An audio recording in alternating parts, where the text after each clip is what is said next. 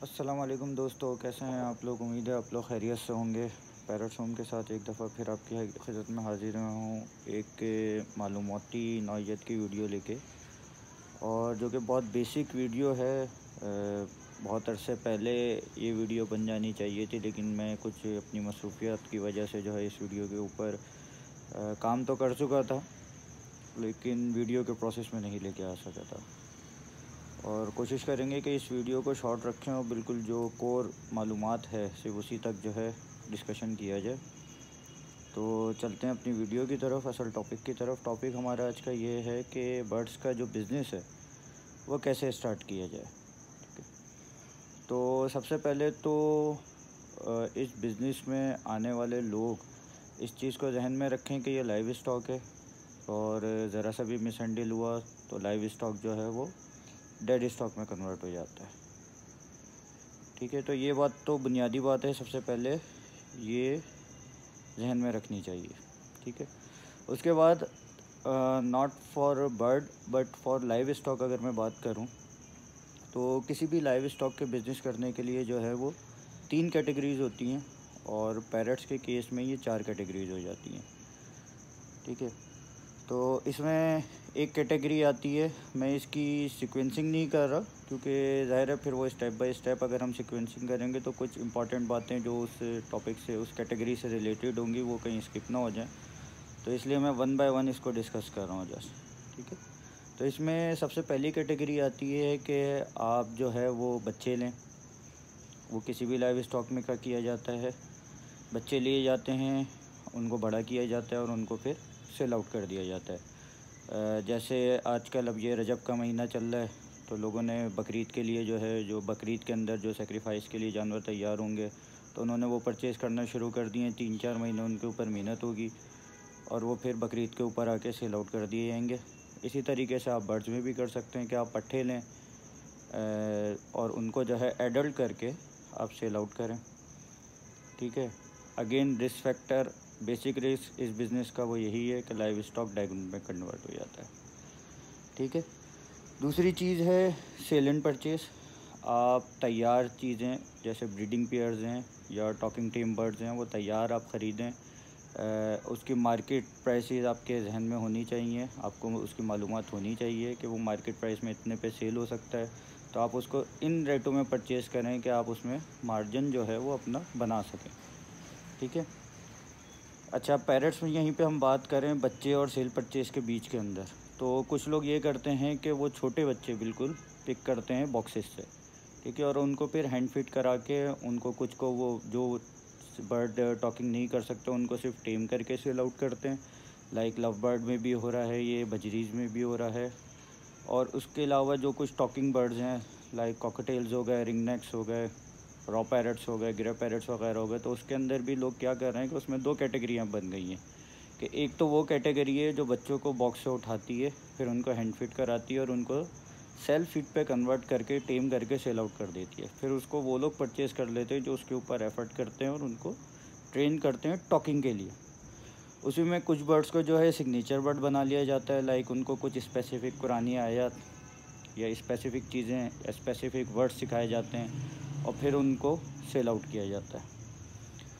तो ये तो हो गई 2 ब्रॉड कैटेगरीज। ठीक है, अब जो सबसे अहम कैटेगरी है वो ये है कि इसके अंदर एक आती है असल और मेन चीज़, और जिसमें सबसे अच्छा प्रॉफिट मार्जिन है, लेकिन अल्टीमेटली रिस्क फैक्टर उसके अंदर सबसे ज़्यादा है ये, और वो सबसे ज़्यादा टाइम कीपिंग भी है, वो है ब्रीडिंग। ठीक है, किसी भी लाइव स्टॉक के अंदर ब्रीडिंग जो है वो सबसे हाई मार्जिन बेस्ड बिजनेस होता है। ठीक है, लेकिन अगेन उसमें इन्वेस्टमेंट भी बहुत ज़्यादा चाहिए होती है, उसमें टाइम भी बहुत ज़्यादा चाहिए होता है, उसमें सब्र भी बहुत ज़्यादा चाहिए होता है, उसमें एक्सपीरियंस भी बहुत ज़्यादा चाहिए होता है। लेकिन अल्टीमेटली फिर जितना टाइम, कॉस्ट और एफ़र्ट्स इंक्लूड होती हैं, अल्टीमेटली फिर उसका प्रॉफिट भी वैसे ही मिलता है। ठीक है, तो इन 4 कैटेगरीज़ को मद्देनज़र रखते हुए आप इस फील्ड में आएँ, और इस फील्ड में आने का जो सबसे अच्छा तरीका है वो ये है कि आपका जिस भी बर्ड के अंदर इंटरेस्ट है, आप उसके मिनिमम अमाउंट के अंदर जो है वो स्टार्ट लें। उसकी जो सबसे बेसिक वैरायटी है, लाइक जैसे आपका अगर बजरीज़ में आने का इंटरेस्ट है, आपको बजरीज़ पसंद है, कलरफुल होते हैं, क्रिम्पिंग बहुत ज़्यादा करते हैं, छोटी सी जगह पे कैरी हो जाते हैं, तो उसके अंदर आप जो सिंपल कॉमन बजरीज़ हैं उनके 2 या 4, 2 ज़्यादा से कम 2, ज़्यादा से ज़्यादा 4 पेयर लें और उनके ऊपर आप वर्कआउट शुरू करें, ठीक है। और फिर उसकी मैनेजमेंट करें। आप देखें कि एक स्पेसिफ़िक टाइम स्पेन के अंदर उसमें आप क्या प्रोडक्टिविटी डेवलप कर पाएँ, ठीक है। अगर आप उसके अंदर कामयाब रहें तो फिर आप आगे बढ़ना शुरू हों। इसके अंदर जो है वो मुख्तलिफ़ म्यूटेशंस होती हैं, लाइक होंगोरोमो है, फेलो है, एग्जीबिशन है। एग्जीबिशन के अलावा फिर उसके अंदर एग्जीबिशन के अंदर फेलो और डिफरेंट टाइप की जो है म्यूटेशंस अब डेवलप हो गई हैं, तो एक्सपेंसिव वैरायटी भी है वो, आप उसके ऊपर वर्कआउट करें। लव बर्ड के अंदर आपका इंटरेस्ट है तो फिशर और लुटिनो से स्टार्ट करें, फिर step by step albino, offline, power blue, यूविंग और फिर मज़ीद जो डन फेलो तक वैरायटी है अल्हम्दुलिल्लाह पाकिस्तान में अवेलेबल है, तो वहाँ तक जाइए, ठीक है। कॉकटेल्स के अंदर भी अच्छी खासी वैरायटीज़ इसी तरीके से मौजूद है। रिंग नेक के अंदर काफ़ी म्यूटेशन मौजूद हैं। रॉ के अंदर कलर वैरायटी बहुत अच्छी अब डेवलप हो गई है। कोई तकरीबन 15 के करीब स्पीशीज़ डेवलप हो चुकी हैं, पाइड में, येलो में, वाइट में, ठीक है। फिर ग्रे पैरेट है, बहुत अच्छा टॉकिंग बर्ड है। अमेज़ॉन है, कॉकटू है, मकाओ है। लेकिन बात करने का मकसद ये है कि जितनी वैरायटी है उतना ही ज़्यादा स्कोप है, लेकिन आप स्टेप बाय स्टेप अपने आप को अपग्रेड करते जाएँ।